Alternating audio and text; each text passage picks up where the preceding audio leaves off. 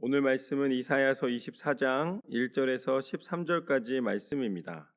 땅이 공허하여지다 라는 제목으로 함께 나누겠습니다. 말씀의 시작은 이렇습니다. 보라, 여호와께서 땅을 공허하게 하시며 황폐하게 하시며 지면을 뒤집어 엎으시고 그 주민을 흩으시리니 백성과 제사장이 같을 것이며 종과 상전이 같을 것이며 여종과 여주인이 같을 것이며 사는 자와 파는 자가 같을 것이며 빌려주는 자와 빌리는 자가 같을 것이며 이자를 받는 자와 이자를 내는 자가 같을 것이라. 땅이 온전히 공허하게 되고 온전히 황무하게 되리라. 여호와께서 이 말씀을 하셨느니라. 하나님은 하나님의 백성을 보호하시고 인도하시기를 원하십니다. 그러나 땅에 속한 그리고 또 하나님을 떠난 신실하기를 원하시는 그 뜻과 반대로 행하는 모든 사람들에게는 하나님은 알게 하시기를 원하십니다. 그래서 황폐하게 하시는 것은 단순한 심판과 저주가 아니라 하나님이 살아계심을 나타나는 증거입니다. 하나님께서는 심판을 통하여서 하나님의 백성이 다시 돌아오기를 원하십니다. 그렇지만 그 심판 속에서도 깨닫지 못하고 그 심판이 임할 때까지 여전히 하나님의 경고를 무시하였을 때에는 황폐함 속에 동행하게 되는 거예요. 황폐함 속에서도 하나님이 남기시고 건지시고 살리시는 회복의 역사가 있는가 하면 심판 속에서 이 심판과 함께 영원히 죽는 영혼들이 있습니다. 그것을 마지막까지 깨닫지를 못하는 거예요. 왜 그럴까요? 그것은 사단이 혼자 죽을 수 없기 때문입니다. 사단은 심판이 예비된 존재예요. 그렇기 때문에 어떻게 해서든지 사람들을 같이 심판받게 하기를 원합니다. 그래서 속이고 또 술책과 술수와 쾌락과 욕심으로 사람들을 유혹하고 가득하게 만듭니다. 그래서 거기서 벗어나지를 못하는 거예요. 그렇다면 그것을 어떻게 하면 우리가 다시 분별할 수 있을까요? 성령께서 임하셔서 눈을 뜨지 않으면 어디가 황폐한 곳인지를 모릅니다. 당장 눈에 보이는 세상의 것으로 가득하면 그것이 풍성한 것이고 그것이 누리는 것이고 그것이 은혜라고 생각을 해요. 그게 축복이라고 생각을 합니다.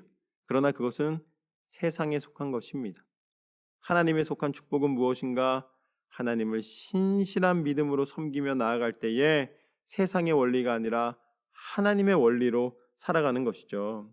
그곳은 눈에 보이는 황폐함이 아니라 하나님이 남기시는 회복을 보고 감사하는 영혼들에게 주시는 하나님의 길이고 하나님의 축복입니다. 4절 말씀부터 보면 땅이 슬퍼하고 쇠잔하며 세계가 쇠약하고 쇠잔하며 세상 백성 중에 높은 자가 쇠약하며 땅이 또한 그 주민 아래에서 더럽게 되었으니 이는 그들이 율법을 범하며 율례를 어기며 영원한 언약을 깨뜨렸음이라. 그러므로 저주가 땅을 삼켰고 그 중에 사는 자들이 정죄함을 당하였고 땅의 주민이 불타서 남은 자가 적도다. 하나님의 심판은 견딜 수 있는 것이 아니라는 말씀입니다. 하나님께서 그 손을 펼치셔서 번성케 하시면 그 은혜를 막을 사람이 없습니다. 그러나 또 한편으로는 하나님이 심판의 손을 펼치시면 그것을 견딜 수 있는 이 땅의 존재는 하나도 없는 거예요. 내가 아무리 버티려 해도 되지가 않습니다. 코비드-19 전염병이 돌았을 때에 그때 세상의 기술이나 세상의 의학이나 세상의 어떤 지식도 이 전염병 도는 것을 막지를 못했어요. 성경에 나와 있는 것을 볼 때에 그것이 과연 그 시대, 구약 시대에나 일어나는 일이지라고 생각했던 사람의 모든 지식과 교만을 한 번에 다 하나님께서는 보여주셨습니다. 그게 아니라고. 아무리 너희가 어떻게 하려 한다 할지라도 하나님의 도우심이 없이는 그 누구도 단 한 사람도 자유할 수 없음을 알게 해 주셨습니다. 7절 말씀부터 보면 새 포도즙이 슬퍼하고 포도나무가 쇠잔하며 마음이 즐겁던 자가 다 탄식하며 솟구치는 기쁨이 그치고 즐거워하는 자의 소리가 끊어지고 수금 타는 기쁨이 그쳤으며 노래하면서 포도주를 마시지 못하고 독주는 그 마시는 자에게 쓰게 될 것이라. 마음에 즐거움이 없고 우리가 잔치를 베풀 일이 아무것도 없다는 거예요. 그 가운데 하나님의 도우심과 인도하심이 없이는 결국 하나님을 향한 신실함이 떠난 자리에는 당장에는 땅의 것으로 즐거울지 모르나 그 모든 것이 해가 가고 겨울이 오고 말라버리게 되면은 아무런 도움이 되지 못한다는 것입니다. 약탈을 당한 성읍이 허물어지고 집마다 닫혀서 들어가는 자가 없으며 포도주가 없으므로 거리에서 부르짖으며 모든 즐거움이 사라졌으며 땅의 기쁨이 소멸되었도다. 결국 하나님의 심판은 사람의 힘으로 넘어서는 것이 아닙니다. 사람이 애쓰고 힘쓰지 않았겠습니까? 어떻게 해서든지 가뭄이 일어나는 것, 어떻게 해서든지 어려움이 오는 것을 막으려고 노력을 했을 것입니다. 그러나 사람의 힘으로 막을 수 없는 것입니다. 하나님의 계획이 중요한 거예요. 하나님의 뜻 가운데 들어가지 않으면 어떤 사람도 스스로의 능력으로 하나님을 넘어설 수 없습니다. 성읍이 황무하고 성문이 파괴되었느니라. 세계 민족 중에 이러한 일이 있으리니 곧 감람나무를 흔듦 같고 포도를 거둔 후에 그 남은 것을 주움 같을 것이니라. 결국 하나님이 심판의 경고를 주시는 이유는 무엇인가? 심판 때를 잘 견뎌라, 이것도 있지만 그러나 심판 때를 예비하라라고 말씀해 주시는 거예요. 이 일을 그냥 소리 없이 하시는 것이 아니라 하나님은 계속 경고하세요. 경고하시는 이유는 단 한 가지입니다. 우리가 그것을 피하기를 원하시는 거예요. 우리가 심판의 길을 걷지 않고 하나님이 주시는 축복의 길을 걷기를 원하십니다. 하나님이 예비하신 천국의 그 예비된 축복을 누리기를 원하십니다.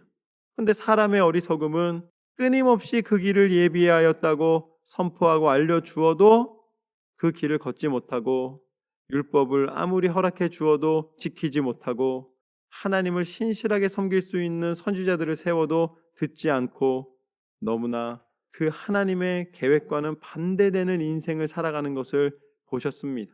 그래서 우리의 힘으로는 더 이상 감당할 수 없다는 것을 하나님께서 아셨습니다. 친히 이 땅 가운데 와 주셨습니다. 그분이 누구신가? 그분이 바로 예수 그리스도이십니다. 우리 스스로 행할 수 없고 심판을 면하지 못하는 것을 긍휼히 여기신 하나님께서 친히 이 땅 가운데 오시사 당신이 우리를 대신하여 그 모든 죄악의 질고를 담당하시고 십자가에 달려 죽으시기까지 우리를 사랑하셨습니다. 그리고 그 십자가의 죽음을 통하여서 죄악에 대한 모든 대가를 치루어 주시고 이제 우리가 포로된 것에서 자유케 하시며 하나님의 능력의 손에 붙잡힌 바 되게 만들어 주신 줄로 믿습니다. 그리고 이제는 우리에게 하나님의 천국을 허락하여 주시사 부활이요 영원한 생명이신 예수 그리스도와 함께 천국에 들어갈 수 있는 이제는 심판이 아니라 하나님의 축복의 사람으로 승리하게 하셨습니다. 그것이 바로 하나님의 섭리입니다.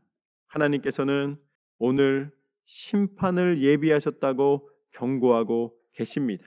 그것은 우리가 빨리 깨닫고 다시 세상에 속했던 것에서 이 땅의 즐거움에서 벗어나서 하늘의 즐거움, 천국의 소망 가운데 거하여 예수 그리스도의 이름의 권세로 구원받고 승리하기를 원하시는 하나님의 사랑의 마음입니다. 하나님 뜻대로 순종하여 이제는 그 경고를 흘려듣는 것이 아니라 온전히 마음에 새겨 날마다 하나님 앞에 신실함과 성실함으로 믿음으로 승리하는 저와 여러분의 삶이 되시기를 주님의 이름으로 축원합니다. 하나님께서는 날마다 새 힘을 주실 줄로 믿습니다. 그렇게 믿음의 길을 통하여서 하나님을 기쁘시게 드리며 승리하시기를 주님의 이름으로 축원합니다.